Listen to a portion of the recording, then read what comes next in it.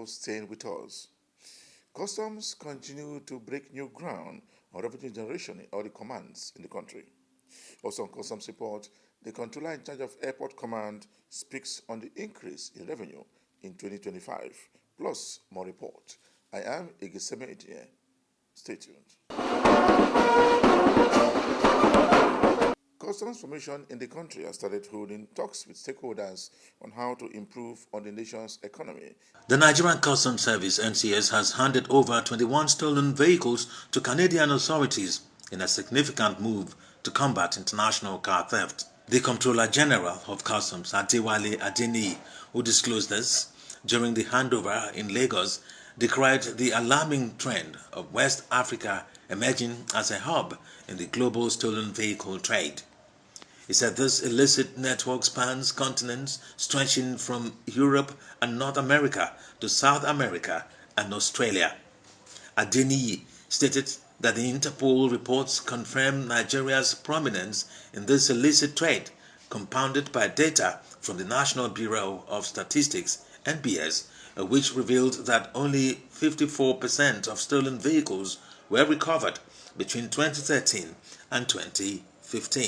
Enforcement initiative aimed at disrupting the flow of stolen vehicles into Nigeria through our ports and border stations.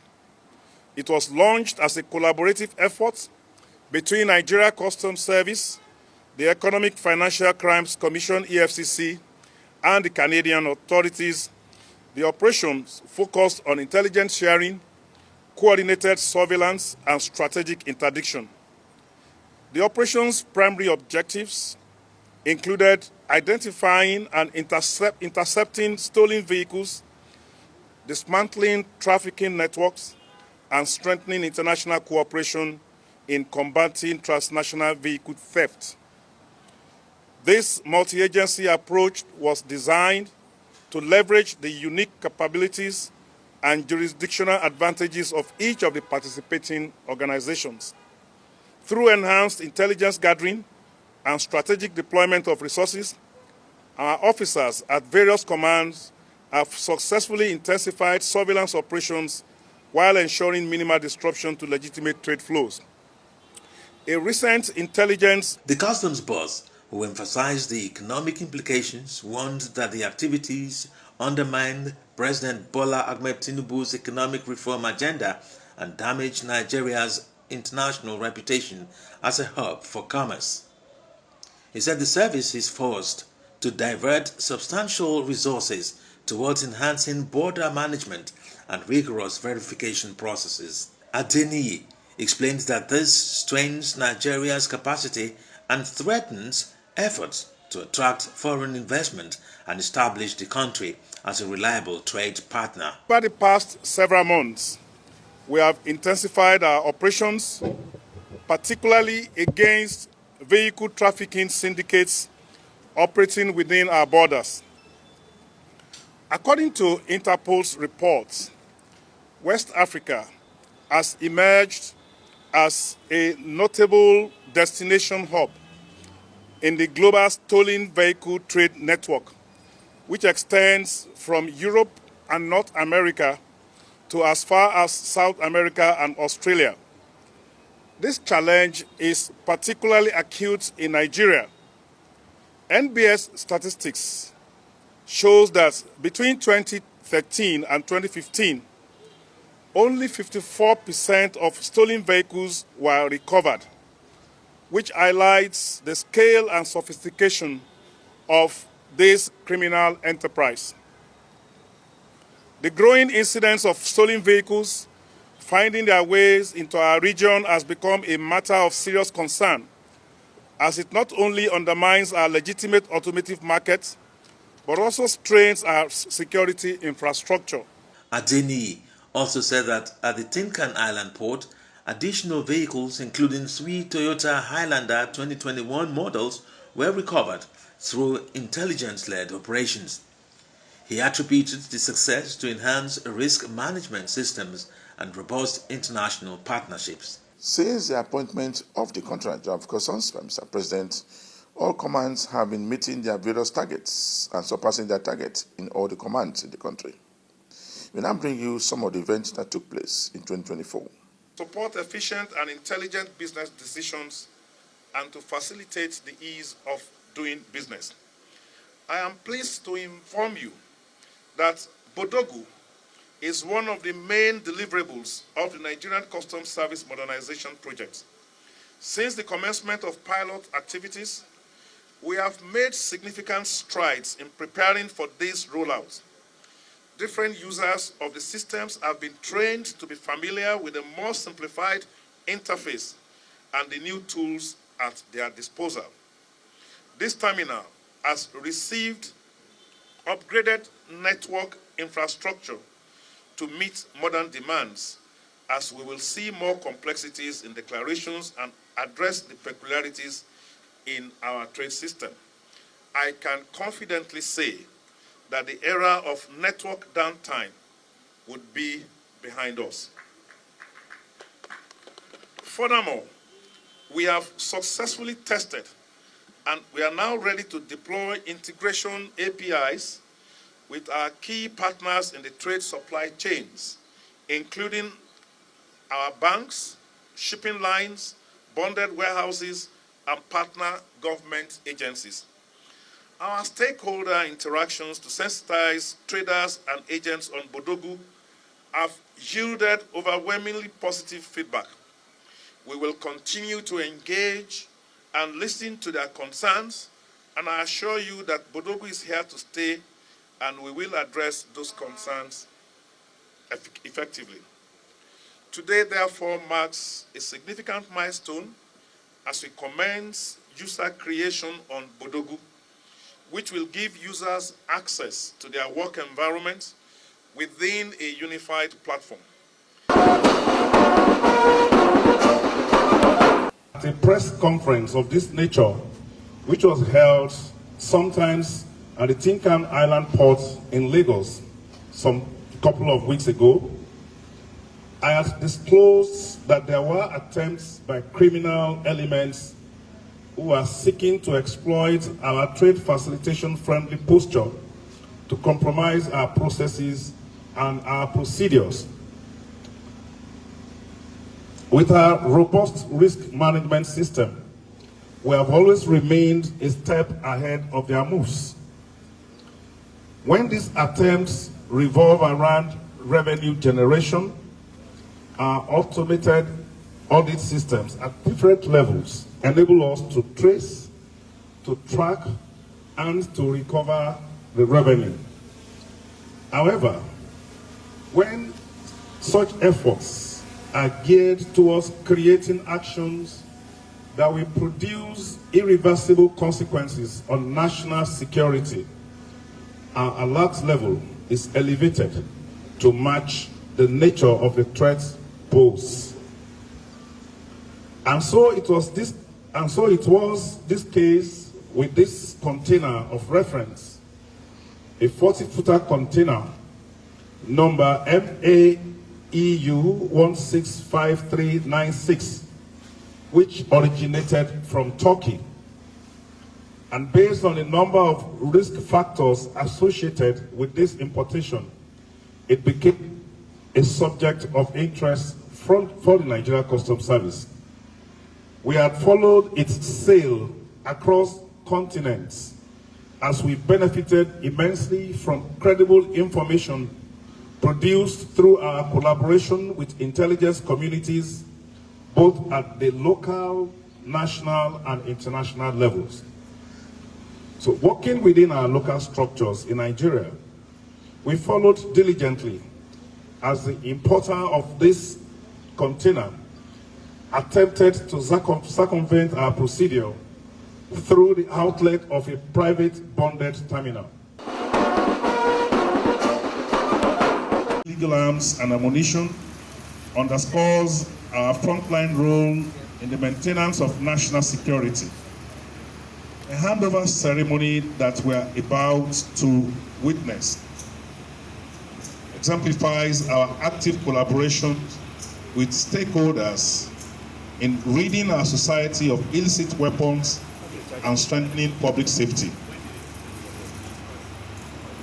Let us recall the event of May 2018, when the service intercepted significant cache of arms, including that of 440 pump-action rifles and accessories ingeniously concealed within 516 bags of plaster of Paris cement in 120-footer container with the number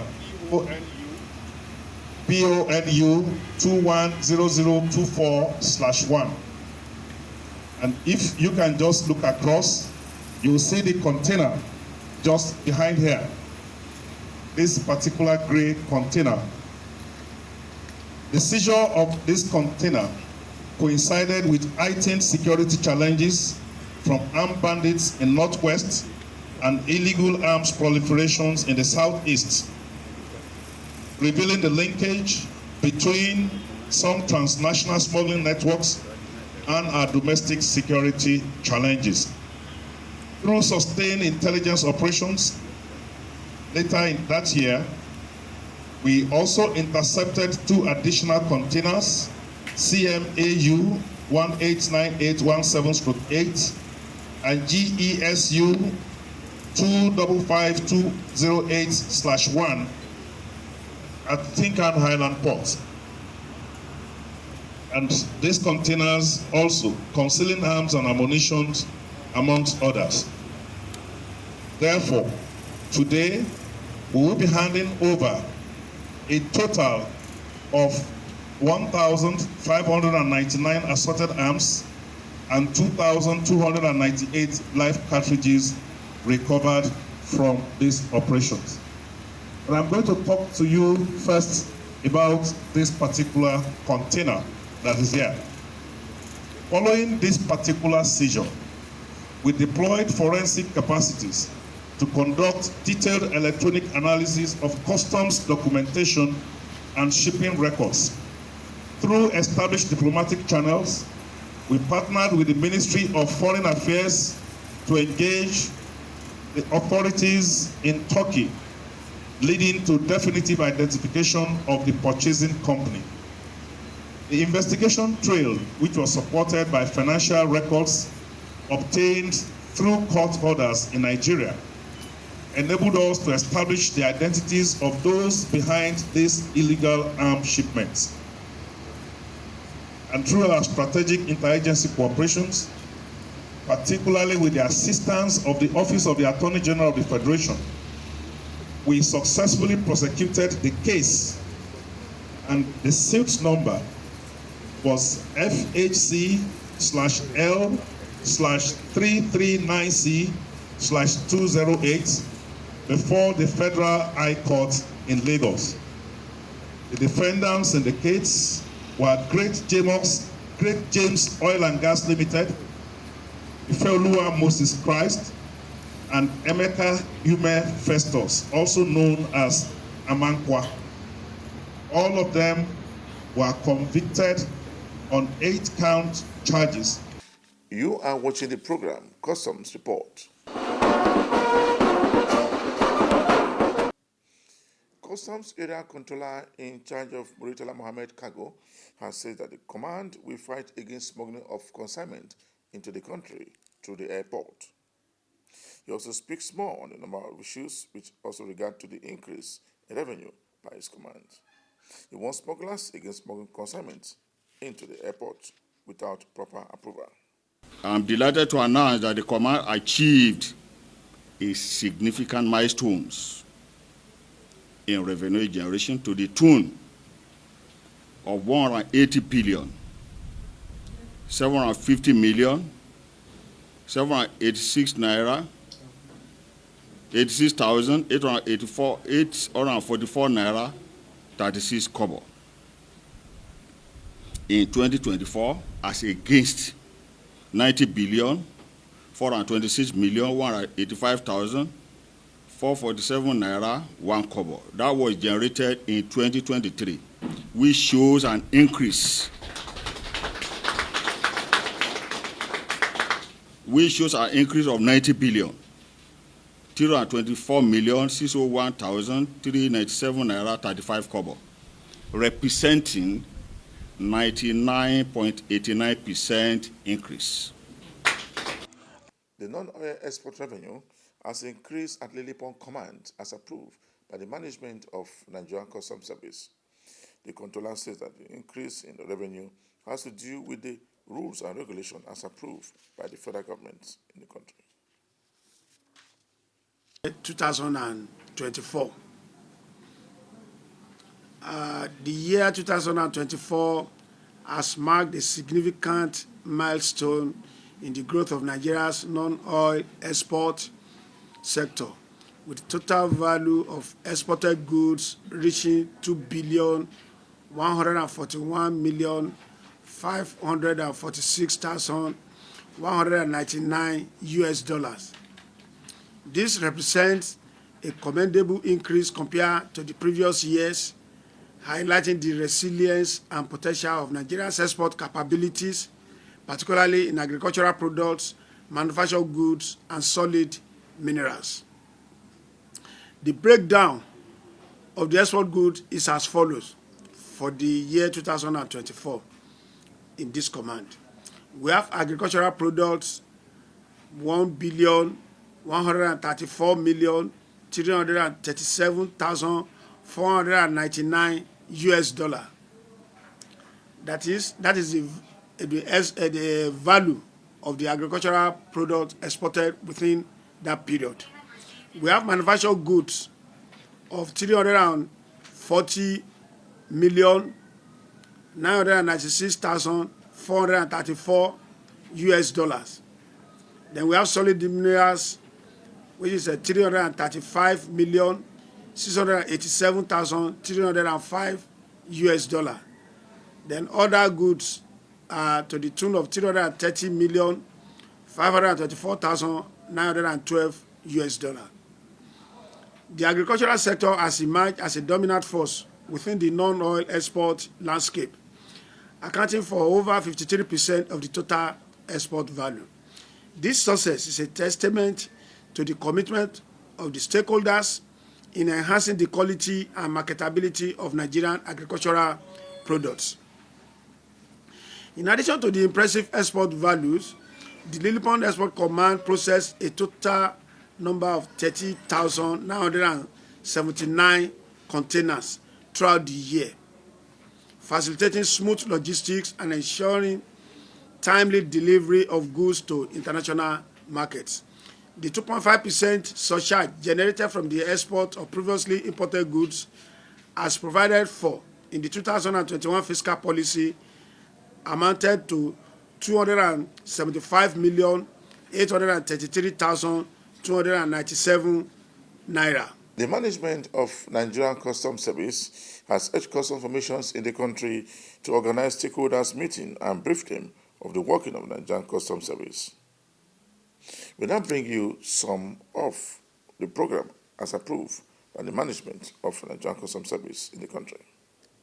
Nigerian Customs Service NCS Apapa Area Command has kicked off a 3-day refresher training program for its newly promoted Deputy Controllers, DCs, and Assistant Controllers, ACs. Declaring the training open on Monday, 10 February 2025, the Customs Area Controller, CAC Controller Babatunde Olomu, emphasized the command's commitment to continuous professional development. He also highlighted the newly promoted Assistant Controller's crucial role, saying they are gatekeepers responsible for the final checks and approvals that allow goods to move in and out of the port. It's with great pleasure I welcome you all to this crucial refresher training designed specifically for our newly promoted Deputy Controllers and Assistant Controllers at the Apapa Command. This training underscores our commitment to continuous professional development and ensuring that you are all equipped with the latest knowledge and skills to excel in your respective roles. Promotion comes with increased responsibilities, and this training is designed to help you seamlessly transition into these new roles and contribute effectively to the command's overall performance in the area of revenue generation. As we all know, Apapa Command is a critical gateway for trade in Nigeria, and its efficient operation is vital to the nation's economy, especially in training, in trade facilitation and security. Our success hinges on the competence and integrity of our officers, particularly those at the forefront of operations. The training will focus sharply on your core responsibilities. For the newly promoted DCs, the emphasis will be on your crucial role as terminal heads. You are captains of these vital points of entry and exit, responsible for overseeing all operations, ensuring compliance, fostering seamless flow of cargo. Your leadership and management skills will be instrumental in optimizing efficiency and maintain the highest standards of professionalism within your terminals. Similarly, for the assistant controllers, this training will reinforce your critical functions as releasing officers. You are gatekeepers responsible for the final checks and approvals that allow goods to move in and out of the port. Your meticulous attention to details, your understanding of regulations, and your commitment to accuracy are paramount in preventing revenue leakages and ensuring national security. Facilitating legitimate trade while upholding the law is your core mandate. He charged them to pay attention to detail and understand the regulation paramount in preventing revenue leakages and ensuring national security. Within the 3 days you're here, you are going to shed off your old feathers, you are going to shed off your beaks, you are going to regrow your skin, you are going to forget about the old habits. Because what you are going to witness here is a rebate. And it is expected that at the end of this rebate, you're better equipped to face the challenges. That is why if you look at an eagle, from as high as 20, 30 meters, an eagle can pick with mathematical precision, can pick a fish in water. So you are here for these 3 days. We're going to sharpen you, sharpen your skills, enrich your knowledge, remove your old feathers, remove your beaks. Forget about the past, the old habits of the past. Because right now, for those who are releasing officers, probably before you've been hiding under the umbrella of your NAC. Right now, there is nowhere else to hide. You are on your own. For the DCs that will be in charge of the terminals, probably you've been hiding behind your DC before. Right now, you are on your own. Comptroller Oluomu described the training as an interactive forum for sharing best practices, addressing challenges, and clarifying any ambiguities in customs procedures. He assured of the services management team's commitment to providing the necessary tools and support required for the success of personnel. The Nigerian Customs Service (NCS), alongside key stakeholders, has underscored the importance of cross-border trade in economic growth and cultural integration at the 4th edition of the Festival of Art for Economic Development held in Idiroko, Ogun State. In his welcome address, Comptroller Mohammed Salisu Shaibu, Customs Area Controller of Ogun 1 Area Command, emphasized that cross-border trade fosters economic expansion, cultural exchange, and business partnerships. He noted that beyond celebrating art, the festival serves as a platform to highlight the role of trade in shaping communities and sustainable development. Focusing on the vital theme of cross-border trade, what it is and why it matters. We gather here not merely to celebrate art, but to highlight the profound connection that cross-border trade fosters in our economies, cultures, and communities.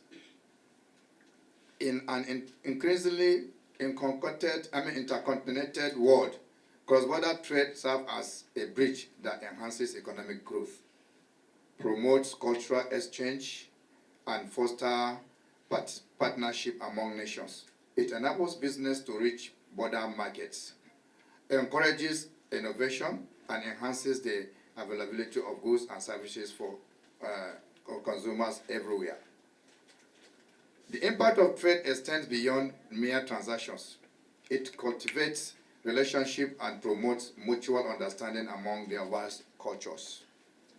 As we engage with the creativity and talent on display throughout this festival, let us reflect on the role of cross-border trade in shaping vibrant communities and driving sustainable economic development.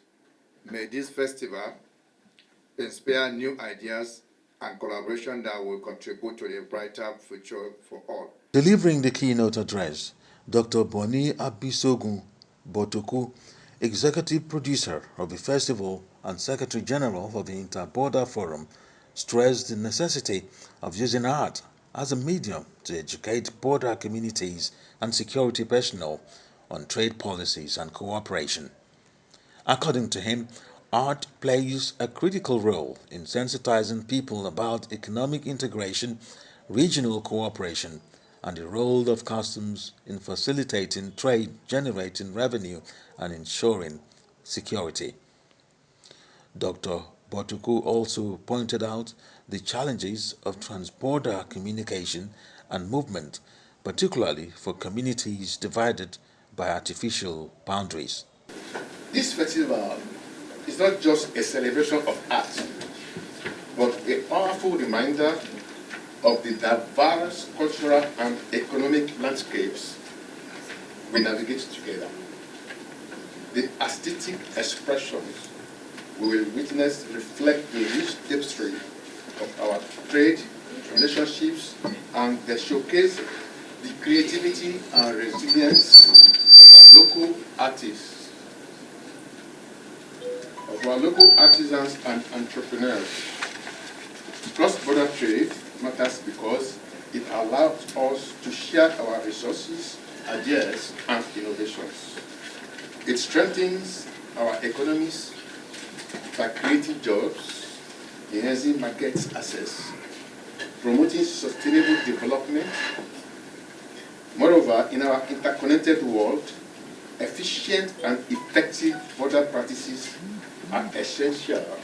He noted that while ECOWAS protocols advocate for cross-border cooperation, there is a need for increased awareness among residents and security personnel to balance trade facilitation with national security concerns. Also speaking at the event, Abose Johnson Akano, chairman of Ikpokia local government, lauded the festival's role in fostering new development visions for the younger generation. He highlighted Ogun State's cultural heritage, particularly its globally recognized Adire fabric, which has been officially adopted as a symbol of local identity.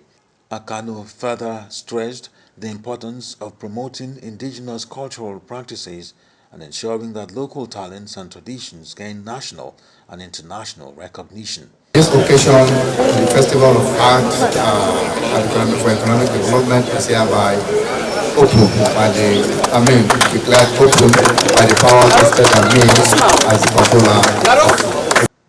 The festival, attended by traditional rulers, government officials, security agencies, and trade experts, featured exhibitions showcasing artistic expressions that reflect the economic and cultural dynamics of cross-border trade. Participants called for policies that enhance trade efficiency while preserving cultural identity and community integration.